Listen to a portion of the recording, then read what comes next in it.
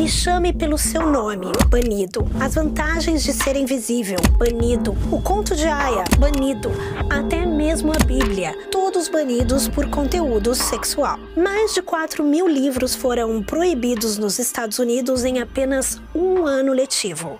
O objetivo não é tirar certos livros de circulação, mas impedir o acesso em escolas públicas e bibliotecas, especialmente para leitores mais jovens.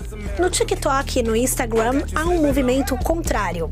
A hashtag Leia Livros Proibidos pretende chamar a atenção para obras que mudaram a vida de milhões de pessoas e que, sem mais nem menos, foram banidas. Mas o que está por trás disso? Quem exatamente está fazendo pressão para que esses livros sejam proibidos? E por quê?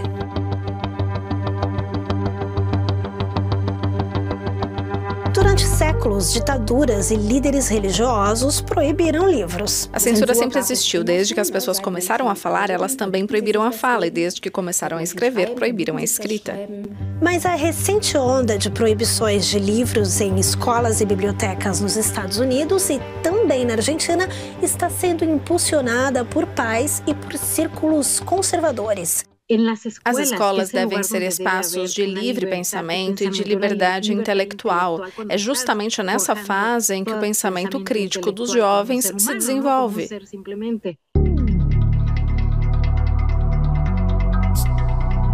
O conto de Aya, de Margaret Atwood, tornou-se um clássico instantâneo quando foi publicado em 1985. Ele descreve um futuro distópico sob um regime autoritário, no qual mulheres férteis são escravizadas e forçadas a gerar filhos para seus senhores. As cenas de sexo descrevem estupros sistemáticos. Esse é um dos livros mais banidos dos últimos 20 anos. Outra obra, Gênero Queer, Memórias, uma história em quadrinhos que causou polêmica. Pais reclamaram que ela incluía representações de pedofilia. A imagem em questão é uma referência a um vaso grego antigo com uma cena sexual pintada nele. São sempre temas muito polêmicos que abordam questões como sexualidade, saúde mental, suicídio em alguns casos. Enfim, há vários lados, mas todos têm a ver com identidade de gênero. É uma tendência global. Em geral, a proibição de livros nas escolas dos Estados Unidos funciona assim. Professores ou pais reclamam com as autoridades escolares sobre um livro ser ofensivo. Um comitê formado por professores, bibliotecários e pais faz uma recomendação e a direção da escola decide se o livro deve ser removido do currículo ou retirado da biblioteca. As proibições ocorrem principalmente em estados conservadores, como Flórida, Iowa e Texas. Uma força motriz por trás dessas proibições é o Moms for Liberty, um grupo de ativistas conservadoras que se tornou cada vez mais influente nas bibliotecas escolares nos últimos anos. Elas dizem que querem proteger seus filhos. Eu trouxe o livro Gênero Queer. Nele, há imagens de uma jovem fazendo sexo oral em outra jovem. Eu tive que desfocar essas cenas. Tenho um bisneto aluno do ensino fundamental. Sei que a mãe dele verifica os aplicativos dele diariamente, mas ela não tem a oportunidade de ir à biblioteca e ver o que está disponível ali. Esses livros são pornográficos, não há dúvida sobre isso, e queremos que sejam removidos. Mas qual é a definição de pornografia? Pornografia, livros, revistas, filmes, etc., sem valor artístico que descrevem ou mostram atos sexuais ou pessoas nuas de uma forma que tenha a intenção de ser sexualmente excitante. Como os escritores reagem às acusações? Ellen Hopkins escreve livros para jovens há 20 anos. Os romances dela vendem milhões de exemplares e estão na lista dos mais proibidos nas bibliotecas escolares dos Estados Unidos. São livros que abordam realidades difíceis enfrentadas por muitos adolescentes: dependência química, doenças mentais e prostituição. Então, sim, tem a ver com sexo também. Adolescentes fazem sexo ou pensam sobre isso, ou se perguntam sobre isso, e dizem sim ou não para o sexo. Acho melhor se pudermos dar a eles alguma maneira de refletir a respeito, para que tenham uma perspectiva um pouco mais ampla, mais do que, por exemplo, o que acontece com eles na primeira vez. Eu sempre digo que não se pode armar crianças com ignorância.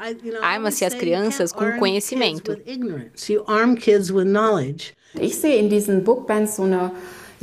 Vejo nessas proibições de livros um despertar da censura moral. Uma censura moral entre aspas, claro, já que ela sempre tem uma motivação política.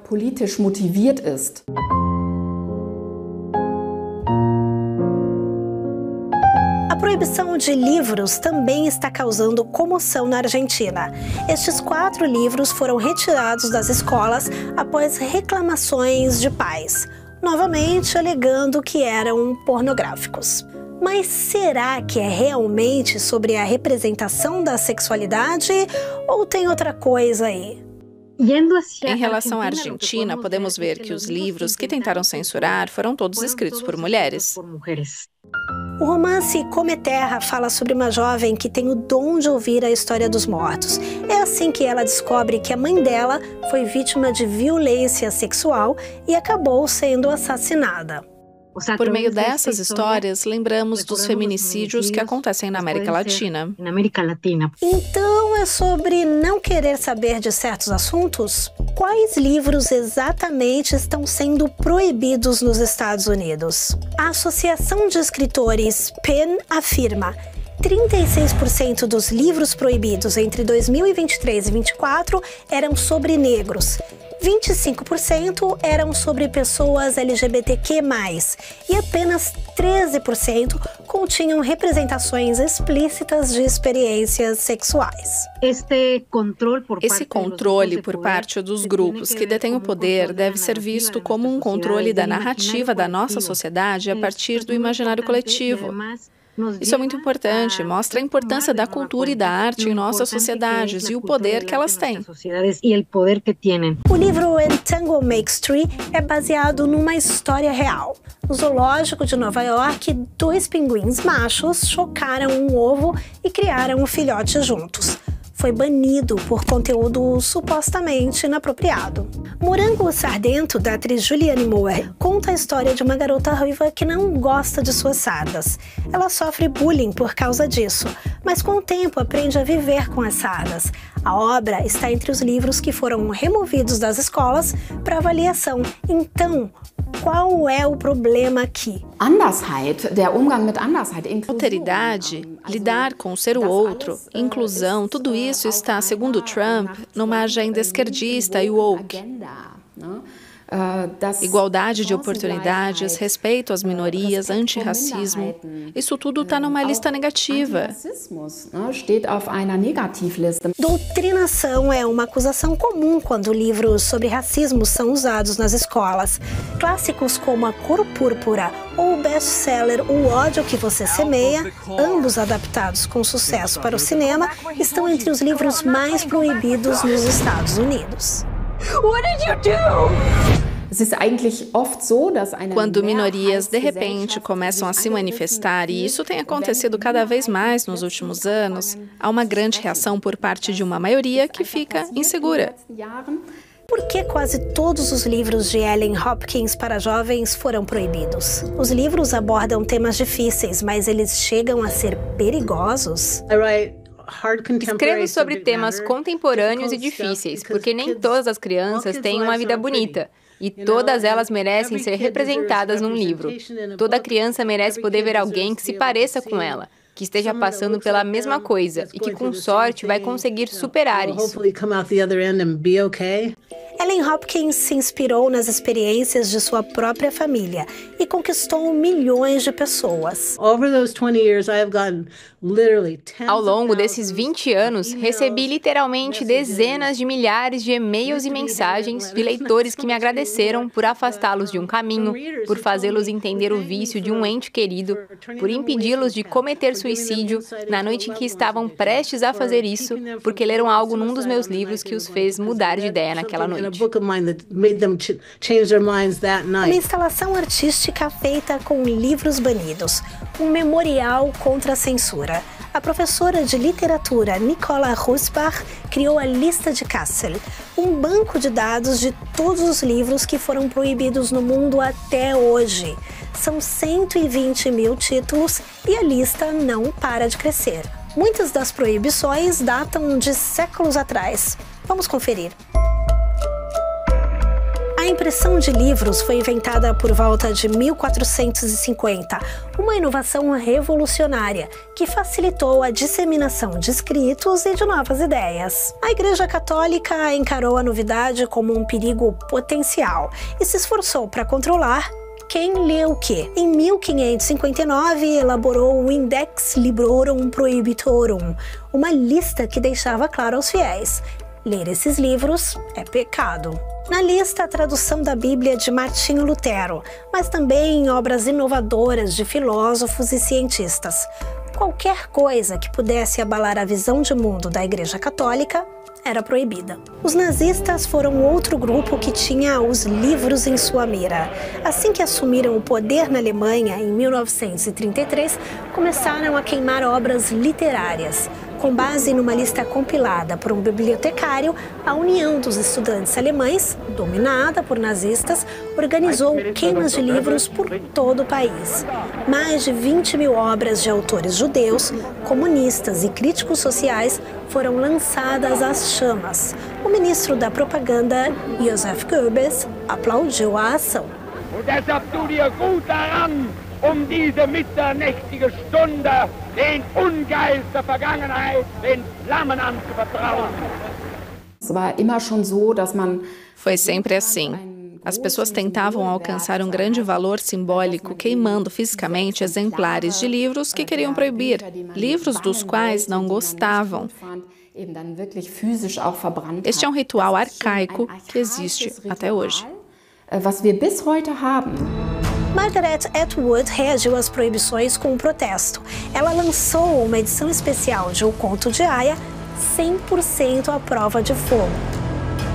Ao longo da história, os livros foram proibidos principalmente por conservadores. Mas nos últimos anos, os progressistas têm entrado cada vez mais no debate sobre quais livros são bons para os jovens e quais não são.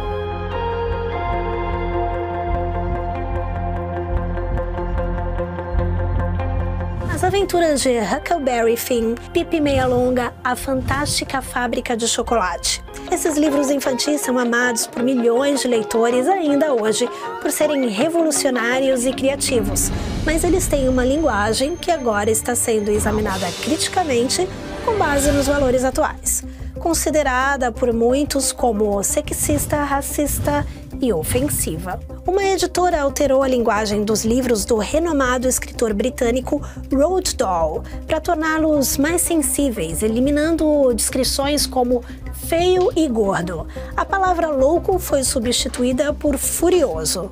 Censura ou demonstração de sensibilidade? As Aventuras de Huckleberry Finn, de Mark Twain, é talvez o melhor exemplo de como as linhas de batalha podem mudar. Logo após a sua publicação em 1885, o livro foi banido das bibliotecas de Massachusetts. Bibliotecários o classificaram como lixo e o consideraram adequado apenas para favelas. Na década de 1950, a Associação Nacional para o Progresso das Pessoas de Cor criticou o livro por reforçar o racismo. A palavra com a letra N aparece 200 vezes. Agora, o livro está sendo cada vez mais removido dos currículos escolares. Então, qual é a solução? Manter uma injúria racial? Simplesmente excluí-la como se essa atitude nunca tivesse existido? Ou reescrever um clássico? Depois que um livro é impresso com a aprovação do autor, as palavras do autor estão lá. O autor diz que é isso. Então, se você analisar Mark Twain, sabe qual a razão pela qual ele escreveu daquele jeito. Ele queria mostrar o quanto ele achava a escravidão ridícula. Então, quando você observa isso com a perspectiva dele em mente, precisa manter as palavras que ele escreveu, do jeito que ele escreveu. Isso é muito importante. Acho que é importante ter sensibilidade, ouvir e ver os atingidos e então tomar uma decisão. Não apenas declarar de forma ignorante. Venho dizendo isso há 50 anos e vou continuar dizendo. Agora que vimos algumas das razões apresentadas para a proibição de livros em escolas e bibliotecas, quais conclusões podemos tirar disso? Muitos dos livros que estão por aí me machucam, mas é assim, a liberdade é a liberdade de quem pensa diferente, como diz a citação de Rosa Luxemburgo. E muita coisa que está no mercado pode machucar, mas enquanto for permitida por lei, deve continuar lá. Um debate altamente polarizador. Mas os livros não deveriam fazer exatamente o oposto? Não deveriam nos ajudar a entender uns aos outros?